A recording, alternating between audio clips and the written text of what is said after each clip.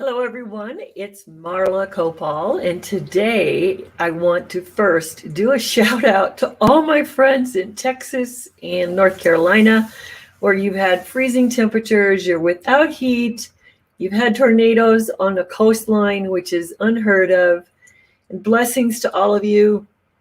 My heart's with you, and I'm trying to send you as much personal warmth as I know how to do, because that sucks. Whatever you're going through, it's not pretty, it's not comfortable, but you will have some great memories to share once it's over and once you've had time to assess. And that's what I want to talk about today is change. Lots of times it comes in the form of a face mask we have to wear, or a weather change, or a loss of something. And we have a tendency as human beings to always wish for the easy way. Wish it was this way, wish it was that way. And now there's still a lot of wishing going on about getting back to normal in business. And you know what? It was March 11th, not too many days away now, March 11th of 2020, that I had to see what was going on in the world and make a determination, because I had just gotten over pneumonia. Was I going to go do a trade show in 3 more days? Or was I going to take care of myself? So my message today isn't about self-care. I do that on some days. But today it's about that mental state that business owners were going through and are still going through. Where do we go? What do we do? What is the future? Well, as all of us, none of us have ever had a crystal ball, and we wish we had many, many times. But here's the thing. We have to find a new way sometimes to connect with our customers. And I think a lot of us scramble to find those ways. And a lot of us just threw more money at advertising, and some of us got more emails out.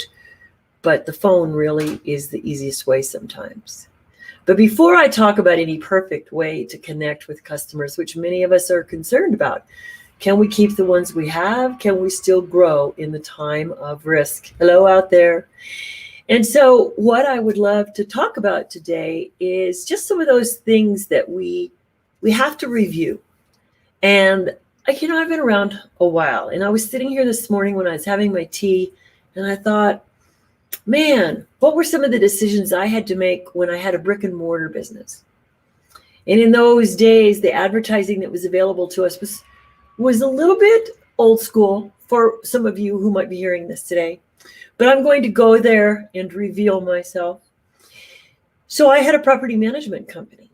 And when we took that over, my partner and I, we had to really look at how do we distinguish ourselves. Everybody else was attached to a real estate company. They already had an identity. We had no identity. We had to start from scratch. We'd had a previous identity, but the company, when we bought it, we had to create our own identity. So we did. And in those days, you made decisions based on how can we be first in the phone book? What a concept, right? Some of you don't even know what a phone book is, but it's okay. We had to decide, how are we going to be first in the phone book?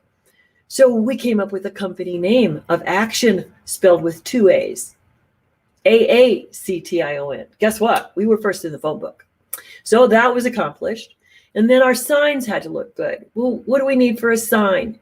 We actually, without the internet, researched color choices and realized that brown and orange, neither of them are my favorite color, but they were the most obvious on a drive-by sign.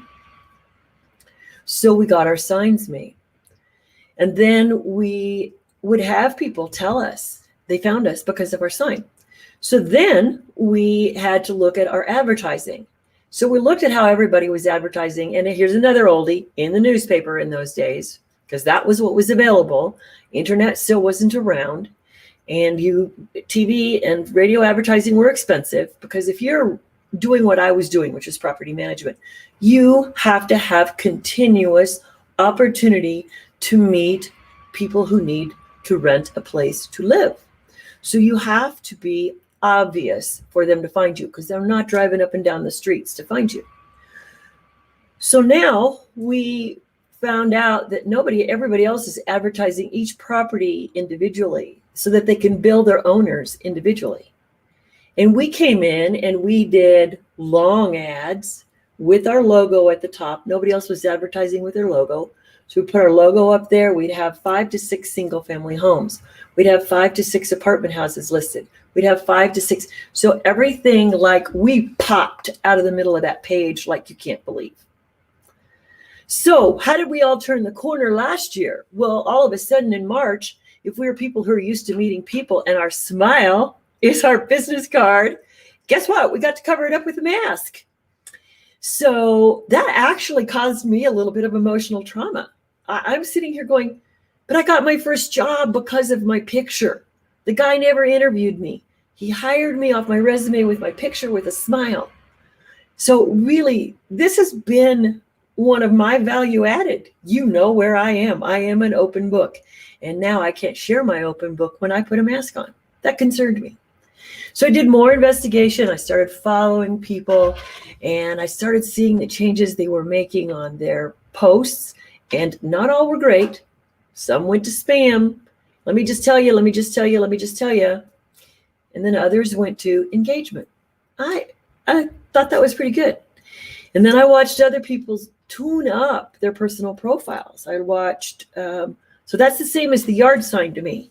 Okay. I didn't have to make a brown and orange Facebook page, but I did need to do something that stood out differently from others. And you're welcome to look at my page if you'd like as a sample. And I'm evolving, but it's there. And then it's like, well, I can't advertise in the newspaper like I did in the old days. So what's available to me now? There are many, many things out there now, but what you have to do is land on one, make a choice, and make it work.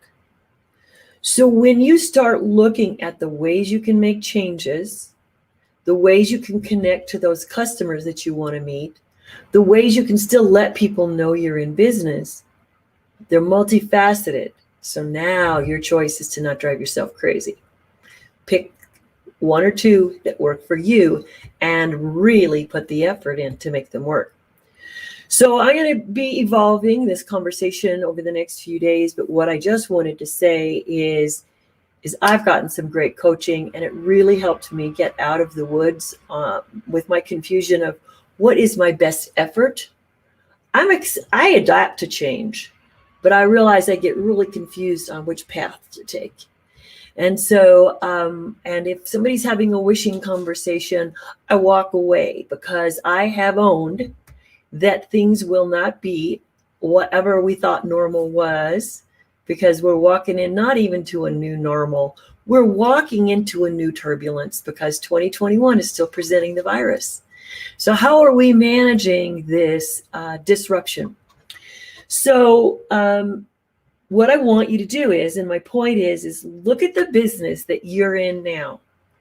Do you need more customers? If you need more customers, what are your ways to connect and engage, not spam and pray, wish for connection?